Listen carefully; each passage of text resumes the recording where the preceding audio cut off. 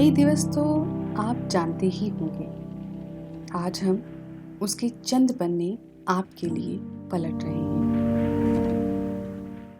America में 1850 के पूरे दशक के दौरान भारी संख्या में मजदूर 8 घंटे के कार्य दिवस की मांग करने के लिए इकट्ठे हो रहे थे।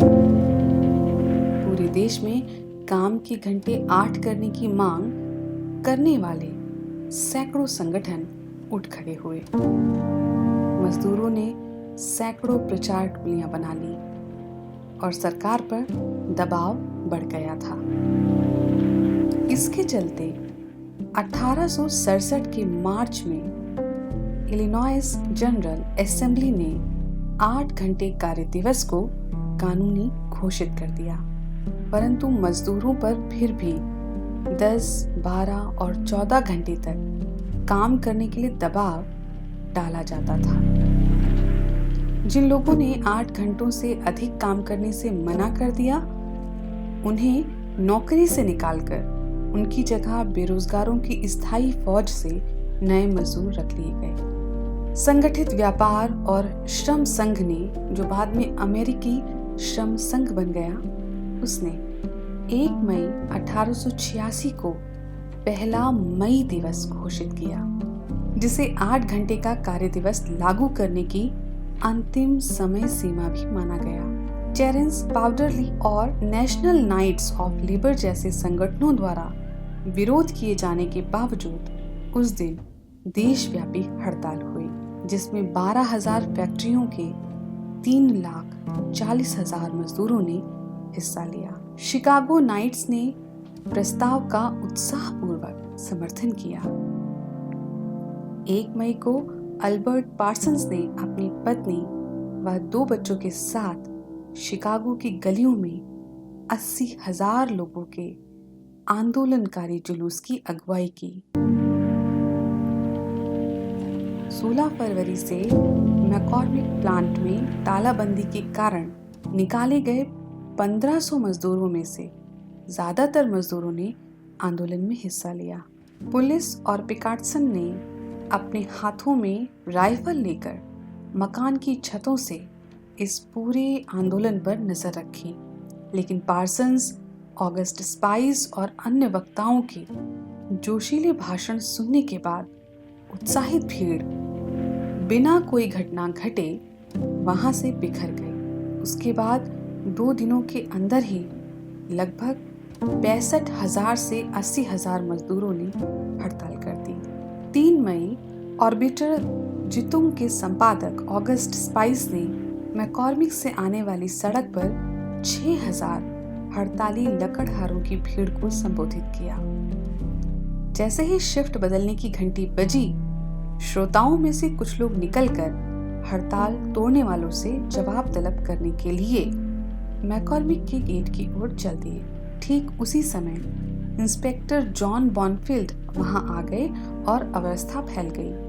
वहां क्या हो रहा है यह देखने के लिए स्पाइस वहां पहुंचे, लेकिन उन्होंने अपने आप को पुलिस की लाठियों और गोलियों की बौछार से घिरा पाया। कितने लोग मरे और कितने घायल हुए यह आज तक सही पता नहीं चल पाया, लेकिन मजदूरों का ये बलिदान बेकार नहीं गया, बल्कि इसने दुनिया की तस्वीर बदल दी। पूंजी की लूट और शोषण के जुए से दुनिया भर के मजदूरों को राहत दी। मई दिवस का जन्म असल में काम के घंटे कम करने के आंदोलन से जुड़ा हुआ है। इस आंदोलन का मजदूरों के लिए और बाकी दुनिया के लिए बहुत अधिक राजनीतिक महत्व है, क्योंकि इसने मजदूरों और कर्मचारियों की कुछ हद तक पूरी जिंदगी बदल दी। जब अमेरिका में उद्योगों की शुरुआत हुई, तभी से आंदोलन शुरू हुआ। हालांकि अमेरिका में अधिक मजदूरी की मांग शुरुआती हड़तालों का मुख्य बिंदु हुआ करती थी, लेकिन जब मजदूरों ने मांगे रखी तो काम के घंटे कम करने की मांग और यूनियन बनाने का सवाल हमेशा सबसे ऊपर रहा। जैसे जैसे शोषण बढ़ता गया, मजदूरों को लंबे काम के घंटे और भी बोझिल महसूस होने लगे। इसके साथ ही मजदूरों की काम के घंटों में कमी की मांग और मजबूत होती गई। शुरुआत में ही अमेरिका में मजदूरों ने सुबह से अंधेरा होने तक काम कराने के खिलाफ अपना विरोध जताना शुरू कर दिया। पुराने जमाने में सुबह से अंधेरा होने तक यही काम के घंटे हुआ करते थे। 14, 16 और यहाँ तक कि 18 घंटे की ड्यूटी आम बात थी, जैसा कि इस समय भारत में हो रहा है। 1806 में अमेरिकी सरकार ने फिलाडेल्फिया राज्य के हड़ताली मोचियों के नेताओं पर साजिश के मुकदमे चलाए। मामला ये था कि राज्य में मजदूरों से 19-19 और 20-20 घंटे काम कराया जा रहा था। 1820 से 1830 का दौर काम के घंटे कम करने के मांग के लिए ही जाना जाता है। इस दौरान काम के घंटे कम करने के विरोध में आयोजित होने वाली सबसे बड़ी हड़तालों का समय था।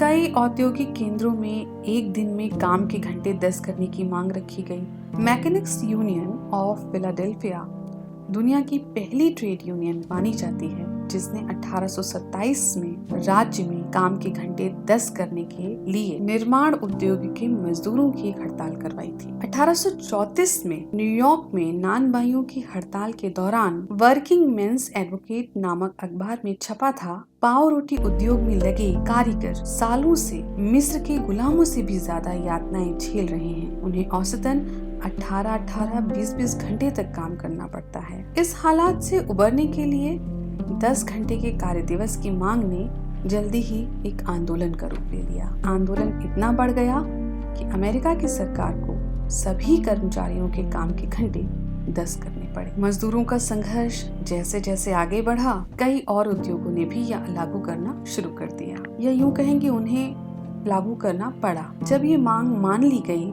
मजदूरों ने काम के घंटे 8 करने की मांग उठानी शुरू कर दी। 1850 के दशक में जब यूनियनें मजबूत होती गईं, इस नई मांग को मजदूरों में काफी बल मिला। हालांकि 1857 की मंदी के कारण इसमें कुछ रुकावट आई, लेकिन कुछ संगठित उद्योगों में इस संकट के आने से पहले से ही ये मांग मान ली गई थी। यह आंदोलन मात्र अमेरिका तक ही सीमित नहीं था।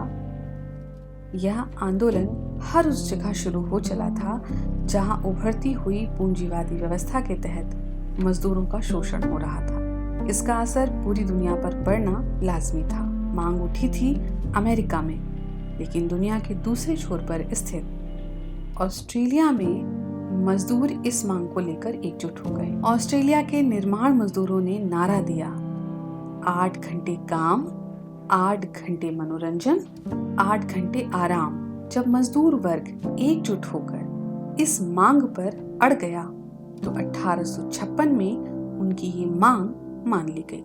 लेकिन जैसा कि मजदूरों के महान नेता कार्ल मार्क्स ने कभी कहा था कि इतिहास खुद को दोहराता है, पहले त्रासदी और फिर प्रहसन के रूप में। 21वीं सदी में एक बार फिर इतिहास बर्बर युग की ओर लौटता दिख रहा है। पूरी दुनिया के पैमाने पर मजदूरों से फिर से 12-12, 16-16 घंटे काम कराए जाने लगे। और यह प्रहसन ही है, बल्कि कहीं कहीं लगातार 36-36 घंटे काम कराए जा रहे हैं। मजदूरी इतनी कम कर दी गई है कि उससे पूरे परिवार का गुजारा होना मुश्किल ही नहीं बल्कि नामुमकिन हो चुका है। ऐसे में मई दिवस मजदूरों की उस जीत को याद दिलाता है और भविष्य की उम्मीद जगाता है जो पहले घटित हो चुकी है और जो आगे भी घटित होना बाकी है।